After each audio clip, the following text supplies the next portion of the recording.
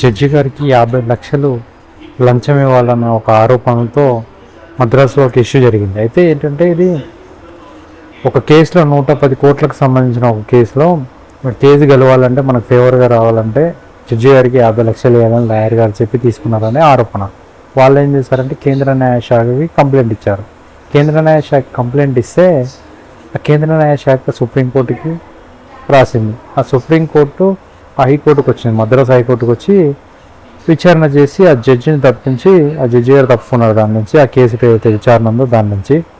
అయితే ఆ లాయర్ గారు అనేది ఏంటంటే వాళ్ళకు నా దగ్గర ఇష్టం లేకపోతే వేరే దగ్గరికి వెళ్ళాలి కానీ నా పైన ఇలాంటి ఆరోపణలు చేయొద్దు, జడ్జి గారు లంచం తీసుకుంటారని నేను ఎక్కడ చెప్పలేదు అని చెప్తున్నారు. జనరల్గా ఇట్లాంటి కేసులు ఏం జరుగుతుందంటే అపోనెంట్ లాయర్ని కొనేస్తాం, ఆయన కోర్టుకు రాకుండా చూసుకుంటాం, మీ కేసుని గెలిపిస్తాం, జనరల్గా జరుగుతుంటాయి డిస్కషన్స్.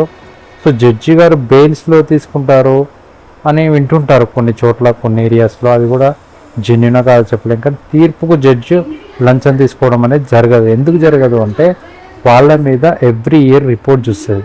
ఫస్ట్ నార్మల్గా ఒక జడ్జి అయిన తర్వాత అతనికి ప్రమోషన్స్ ఉంటాయి.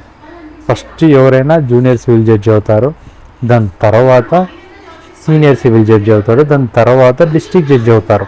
సో వీటికి ఏంటి అంటే బాస్ ఉంటాడు, జూనియర్ సివిల్ జడ్జికి డిస్ట్రిక్ట్ జడ్జి ఉంటాడు, డిస్ట్రిక్ట్ జడ్జికి హైకోర్టు జడ్జెస్ ఉంటారు బాసులు.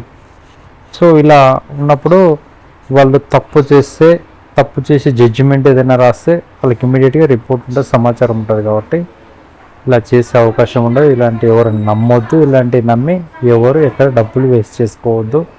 స్ట్రాంగ్ లాయర్ని, మంచిగా వాదించే లాయర్ని చూసుకోండి, కానీ జడ్జికి డబ్బులు ఇస్తే కేసు అయిపోతాయని నమ్మి డబ్బులను వృధా చేసుకోవద్దు, నష్టపోవద్దు. Thank you all and please subscribe to my channel for more videos.